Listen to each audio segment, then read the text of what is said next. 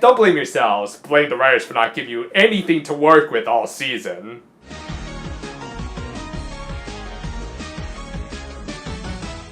Continuing right where we left off last week, the Precure had reached the center of Yan Yan's planet and weren't burning up. How nice. The center bubble of the planet housed most of its inhabitants who kind of look like, Nah, I didn't have Mario jokes last week. Of course, that didn't stop the cat girl from eyeballing the all-you-can-eat seafood buffet. Thankfully, she was stopped by her teammates and they made their way to the guy who could fix their ship. He was actually an immigrant from the planet Plasma, whose symbol just so happened to be the Japanese kanji for Inferno. That clip is actually going to become a lot more relevant throughout this episode. Again, don't even bother questioning why these many different alien planets' languages just so happen to match up with one of our many different languages. Honestly, I'm more distracted by the fact that this guy kind of reminds me of a certain character from one of the less popular, though still kind of good in my opinion, Studio Ghibli films voiced by an SNL host. The Billy Crystal Fire was named Flair. I go, woo! And he was a nice enough guy, they even got his men to transport their ship to them. Uni, again, drooling at the sight of the crustaceans, though now that I think about it, why hasn't she done the same thing to the hermit crab? You know, recently, I learned those things to be quite edible and pretty darn tasty looking.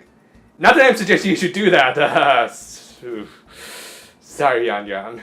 Anyway, while Flair wasn't going to charge them anything financially, he also wasn't going to provide all of the labor, as he wanted the Precure to work to get their ship fixed. Thus, he assigned Uni, Hikaru, and Lala to provide fuel for the fire, aka him, and Elena and Malika to fan him. The actual fuel he ran off was pretty much his lunch, which weren't eggshells, but rather kind of tasty looking coral steaks. Huh, maybe SpongeBob was onto something. Anyway, while the trio were surprisingly good grill masters, Malika and Elena weren't having the easiest time literally fanning the flames. Part of it might have been because they weren't used to this planet's unique take on heave-ho.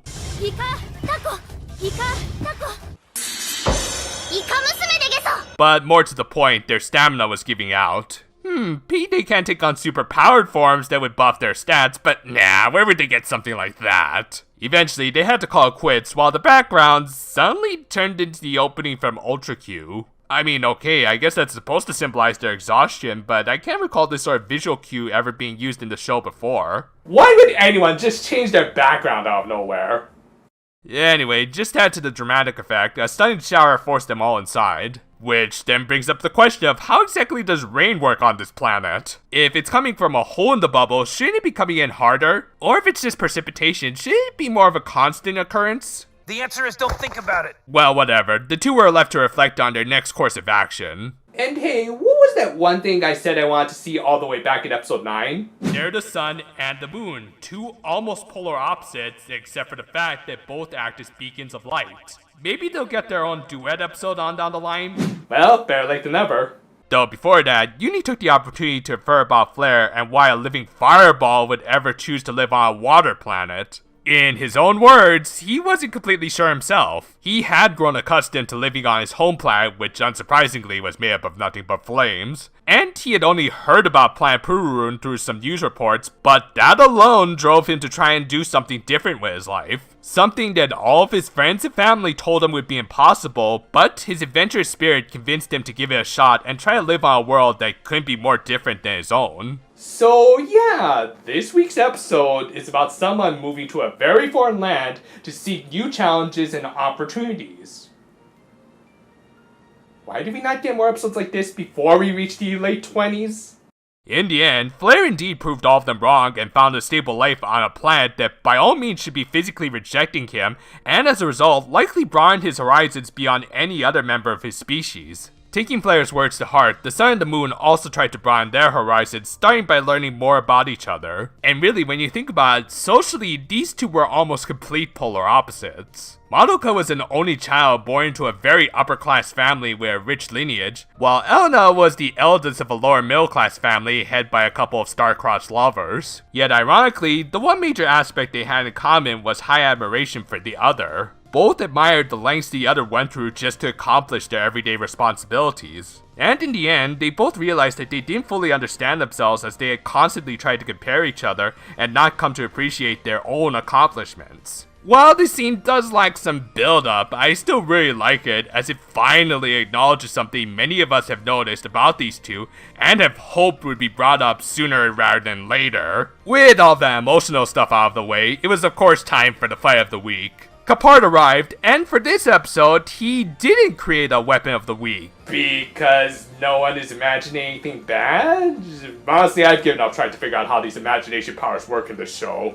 Besides, as a Kappa, or water imp, he already had the optimum weapon surrounding him. With it, he of course intended to extinguish the one guy who could fix the Precure ship.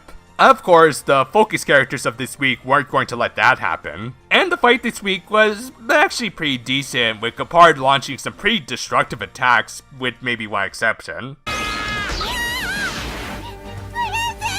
Oh no! The one character who's basically a living droplet of water just got whipped! Yeah, unsurprisingly, nothing really came of this. Also, little overkill using your star pen attack on a bunch of putties there, Yuri. Or did you just forget you have a non-pen attack again? Whatever, the focus wasn't on them. Having taken Flair and Coach Oda's words to heart, Madoka and Elena realized their true strengths and managed to surpass their previous limits, and together they produced a decent combo attack, at least by the standards of this show. Of course, Capard withstood, and then just retreated after that one attack. Oh please, Capard, don't make me have to I want more than you at this point! With the film gone and the rain having cleared up, again I don't get how that works, the Precure got back to working on their ship. Even though Lala had earlier volunteered to switch out with them, Madoka and Elena insisted on round 2. Unsurprisingly, it went much better the second time, with the two going so fast that this deserves to be turned into a GIF, and they turned Flair white. With that, they got to work on actually fixing the ship, and it was done by the next scene cut. Guys, I think we might have skipped a few steps, like actual welding, parts replacement, or even giving the ship a fresh coat of paint. No, we're just gonna gloss over all of that? Okay. Thus, the episode ended with the Precure parting ways with their new friends, including bringing this pointless subplot to an end, and their next stop was Lala's home planet. This was a really good, kind of imaginative episode that actually took advantage of the show's sci-fi aspects, and most importantly, gave screen time to Elena and Madoka. I mean, really good job here to Hirota for even sticking around for an extra week and... Hold on a minute. Hello? Yeah? Huh? This is a Yuka Yamada episode? And there was barely any focus on Lala? Did I take too much cold medicine this morning?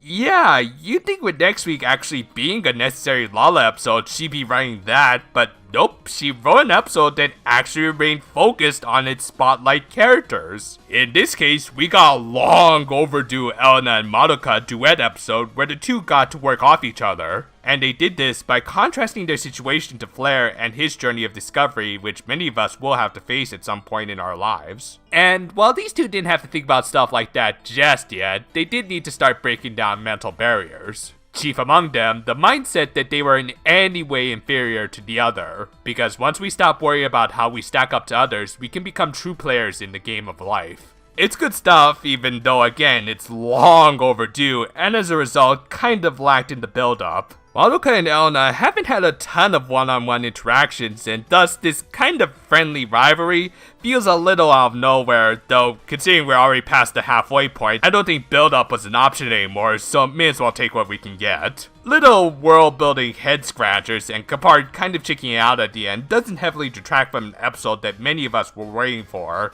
More importantly, if Yamada could get over her Lala syndrome, then who knows what could come next from these secondary writers. In case you missed it, because I did upload it at a very awkward time, you can now watch my review of Miracle Universe. In spite of some technical issues, as well as a minor chest cold on my part, I think it turned out pretty good. Certain Precure movies just give me so much material to work with, for better or worse. Also, I just happened to mention my next big review at the end of it, so be sure to watch it until the very end and give me that watch time. Look forward to it, and until then, though, farewell for now, my friends, and remember to always do your cephalopod aerobics before working out. イカタコイカタコイカタコイカタコ